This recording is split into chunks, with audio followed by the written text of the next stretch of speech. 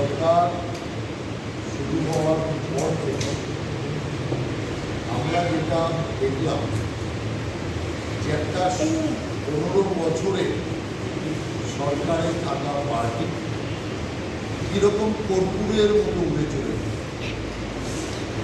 আমি শুরুতেই বলেছিলাম মমতা ব্যানার্জির উচিত রাজনীতি থেকে অবসর।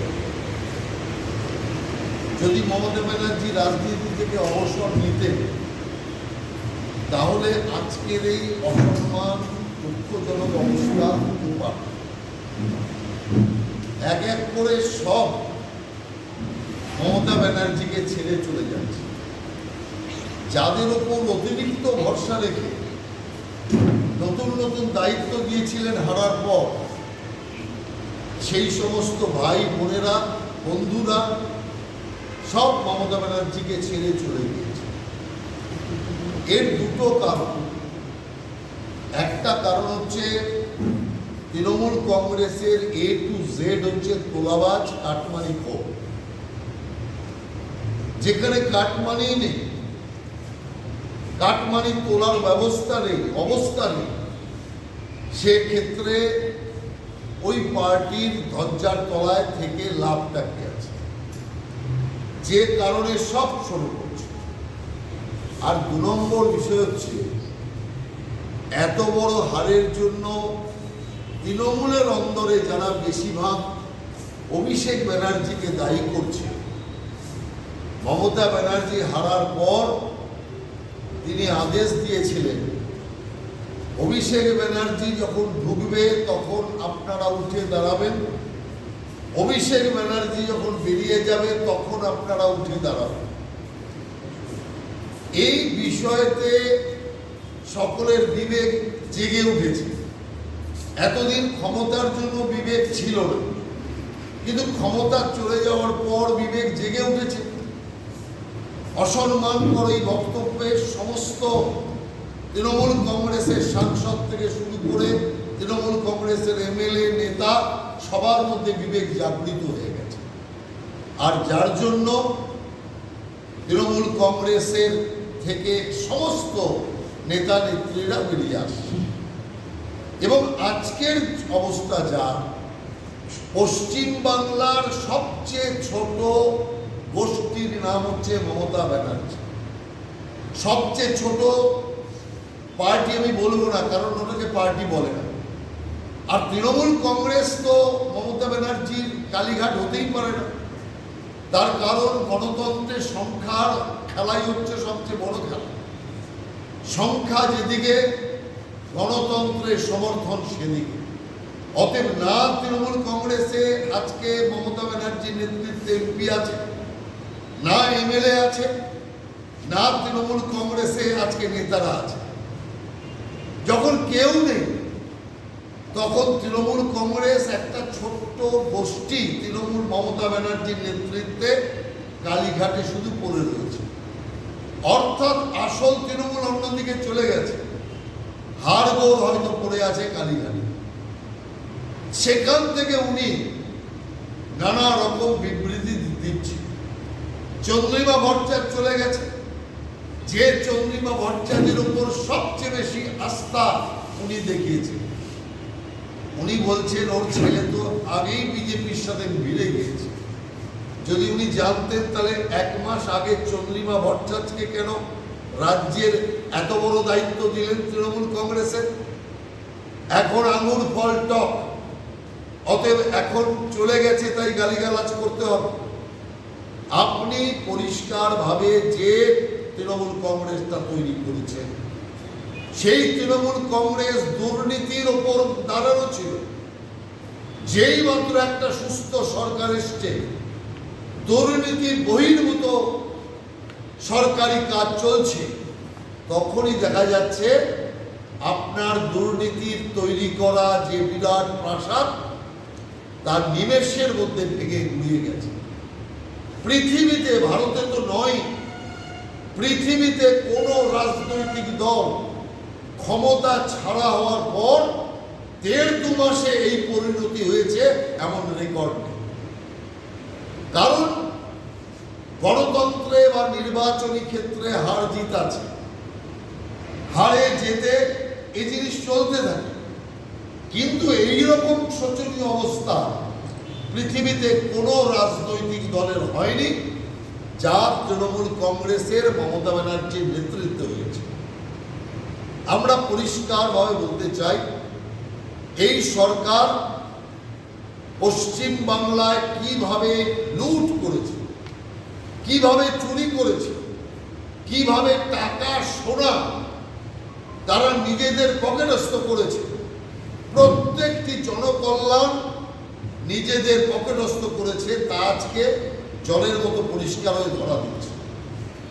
মস্তান রাজের মাধ্যমে জনগণকে ভয় দেখিয়ে জনগণের উপর অত্যাচার করে অর্থ আদায়ের ঘটনা আপনারা পর পর দেখছেন।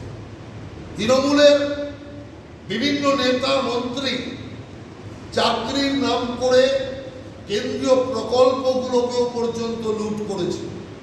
চাকরি বিক্রি তো করেছে, কেন্দ্রীয় প্রকল্পগুলিও লুট করেছে। কেন্দ্রীয় প্রকল্পের সুবিধা জনগণ পর্যন্ত পৌঁছাতে দেয়নি। আজকে দেখুন, এই সরকার অন্নপূর্ণা যোজনা করেছে, 3 কোটিরও অধিক মানুষ অন্নপূর্ণা যোজনায় আজকে তারা নথিভুক্ত হয়েছে। লোকের কাছে ইতিমধ্যে অন্নপূর্ণা যোজনার অর্থ অনেকাংশে পৌঁছে গেছে, আরো পৌঁছচ্ছে। অর্থাৎ এই সরকার মুখ্যমন্ত্রী শুভেন্দু অধিকারীর নেতৃত্বে যে দ্রুততার সাথে কাজ করছে, যে প্রতিশ্রুতি আমরা দিয়েছিলাম ডবল ইঞ্জিন সরকার, ডবল গতিতে চলবে, কিন্তু আজ শুভেন্দু অধিকারীর নেতৃত্বে ডবল ইঞ্জিনের সরকার ট্রিপল গতিতে চলছে। অর্থাৎ 3 গুণ গতি বাড়িয়ে এই সরকার জনকল্যাণ করে যাচ্ছে। আজকেও দেখুন যে মুখ্যমন্ত্রী ঘোষণা করেছেন চা বাগান শ্রমিকদের জন্য, এবং আমি মুখ্যমন্ত্রীকে দলের পক্ষ থেকে ধন্যবাদ জানাচ্ছি যে চা শ্রমিকদের জন্য আমরা এতদিন বলে আসছিলাম চা শ্রমিকরা শুধুমাত্র শোষণীয় হয়েছে, চা শ্রমিকরা অত্যাচারিত হয়েছে, তাদের যে পাশে দাঁড়ানোর কেউ ছিল না, চিকিৎসার ক্ষেত্রে তাদের যে সুবিধা তারা পেত না। আজকে 72 কোটি টাকা চা শ্রমিকদের চিকিৎসার ক্ষেত্রে দেওয়া হয়েছে, 300 কোটি টাকার উপরে চা শ্রমিকদের উন্নয়নের প্যাকেজ দেওয়া হয়েছে। অতএব আজকের এই মুখ্যমন্ত্রীর এই ঘোষণা চা শ্রমিকদের ক্ষেত্রে, চা শিল্পের ক্ষেত্রে এক যুগান্তকারী ঘোষণা। অতএব পশ্চিম বাংলায় 1 নম্বর অবস্থায় চা শিল্প থাকার পরেও সিপিএম সরকারের অযোগ্যতা, অপদার্থতা, শ্রমিকদের চুষে তাদের রক্ত খাওয়ার নীতির কারণে চা শ্রমিকদের অবস্থা করুণ ছিল, চা শিল্পের অবস্থা করুণ ছিল।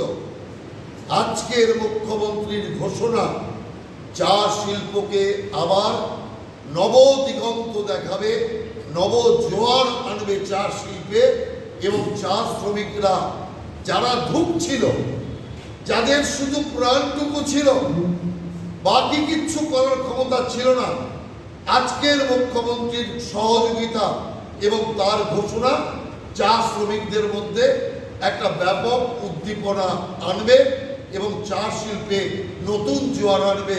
পশ্চিম বাংলা আবার ঘুরে দাঁড়াবে এবং সেখানে বণিকরা নিজেরাই এগিয়ে আসছে, নিজেরাই এগিয়ে এসে বলছে যে আমরা এবার নিশ্চিন্তে বিনিয়োগ করতে পারবো, আমরা বিনিয়োগ করব।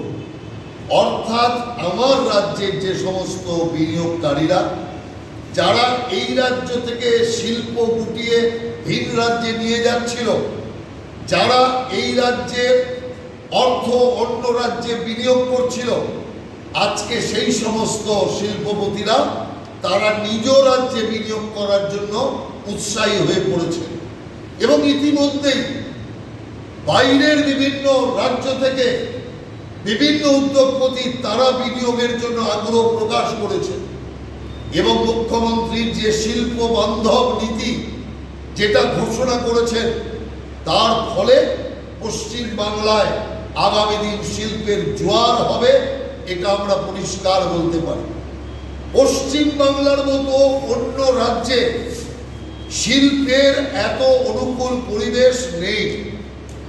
এখানে সুলভ লেবার আছে, দক্ষ শ্রমিক আছে।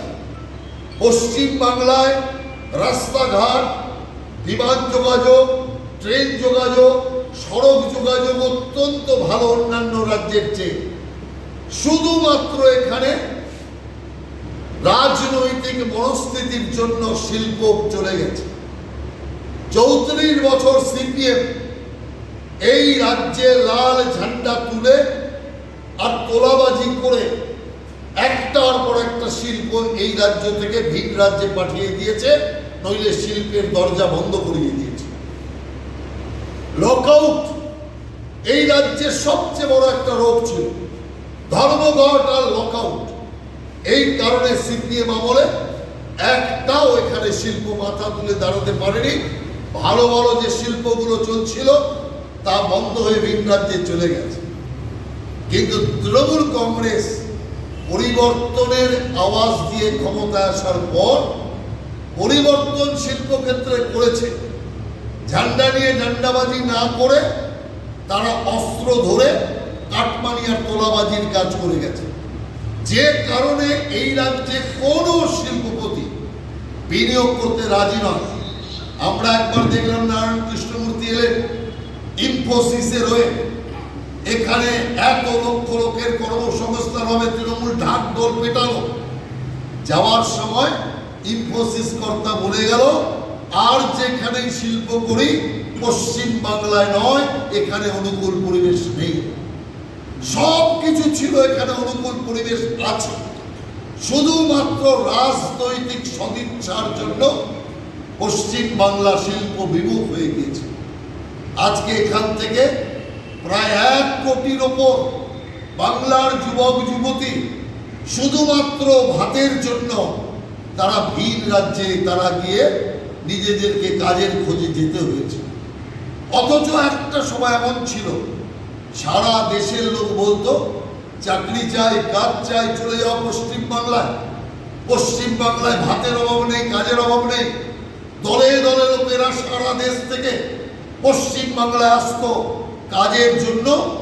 এখানে কাজের জন্য, ভাতের জন্য বাংলা মা প্রত্যেককে খাইয়েছে, বাংলা মা প্রত্যেকের হাতে কাজ দিয়েছে, এখানে তারা বসতি তৈরি করেছে।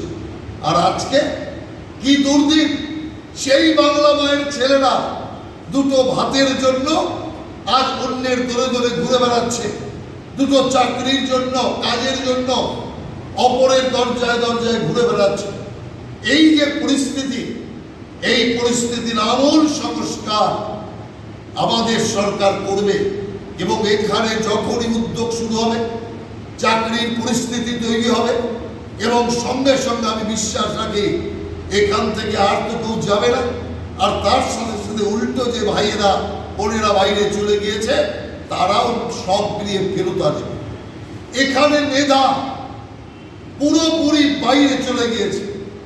আপনি যে কোনো একটি ছাত্রছাত্রীকে জিজ্ঞাসা করুন, মাধ্যমিক উচ্চ মাধ্যমিক পাস করার পর আপনি উচ্চ শিক্ষা নিতে কোথায় যেতে চান, সে বাংলার নাম বলবে না। এই অবস্থা ছিল। আগামী দিন পশ্চিম বাংলার অবস্থা আমরা সেই জায়গায় নিয়ে যাব যাতে পশ্চিম বাংলার মান সম্মান সেইভাবে তৈরি হয়। আগামীকাল পশ্চিম বাংলার স্রষ্টা ভারত কেশরী ডক্টর শ্যামাপ্রসাদ মুখার্জির জন্মদিন। যে জন্মদিন পালনে সরকারি অনুষ্ঠানে আমাদের কেন্দ্রীয় স্বরাষ্ট্রমন্ত্রী অমিত শাহজিও আসছেন। সবচেয়ে বড় কথা হচ্ছে, দীর্ঘদিন যাবৎ পশ্চিম বাংলার আসল ইতিহাসকে কংগ্রেস, কমিউনিস্ট আর তৃণমূল কংগ্রেস লুকিয়ে রাখার চেষ্টা করেছে। এই বাংলা যে পাকিস্তানে চলে গিয়েছিল, এই বাংলায় আজকে আমরা বাংলাদেশের নাগরিক থাকতাম, এই সত্যটা এরা আড়াল করার জন্য শ্যামাপ্রসাদ মুখার্জিকে ভুলিয়ে দেওয়ার ষড়যন্ত্র হয়েছে। কারণ শ্যামাপ্রসাদ মুখার্জি পাকিস্তান থেকে এই পশ্চিম বাংলা আর বর্তমান পাঞ্জাবকে ছিনিয়ে এনেছিল। যদি শ্যামাপ্রসাদ মুখার্জি না লড়তেন তাহলে পাকিস্তানে আমাদের এই পশ্চিম বাংলা চলে গিয়েছিল, বর্তমান পাঞ্জাব চলে গিয়েছিল। তা আজকে হয় পাকিস্তান নয় বাংলাদেশের মধ্যে আমরা থাকতাম, ভারতের নাগরিক হিসেবে গর্ব করতে পারতাম না। এই গর্ব যে আমরা করতে পারছি মাথা উঁচু করে আমাদের প্রিয় প্রধানমন্ত্রী মোদীজির নেতৃত্বে, আমরা যে ভারতের উত্থান দেখতে পাচ্ছি, গর্ববোধ করছি একমাত্র শ্যামাপ্রসাদ মুখার্জির জন্য। আর এই সত্যকে লুকিয়ে রাখার চেষ্টায় তিন পক্ষ মিলে কেন করেছে? তার কারণ হচ্ছে শ্যামাপ্রসাদ মুখার্জির নাম জেনে গেলে বাংলার সৃষ্টির ইতিহাস চলে আসবে। বাংলা সৃষ্টির ইতিহাস চলে এলে কংগ্রেস কমিউনিস্টদের সেই তৎকালীন যে সমস্ত দেশ বিরোধী জনবিরোধী কার্যকলাপ সব জনসমক্ষে চলে আসবে। 1946 সালে দ্য গ্রেট ক্যালকাটা কিলিংস